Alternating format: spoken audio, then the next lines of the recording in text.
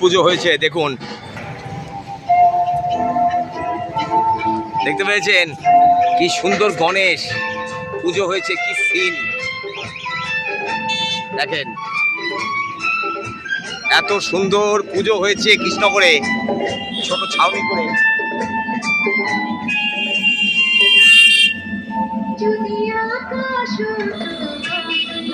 দেখেছেন কত সুন্দর একটা ছাউনির ঘর। দেখা হতো নাকি যদি আকাশ তোমাকে, তুমি হতে রাতের পাখি উড়ে যেতে যেতে। এটা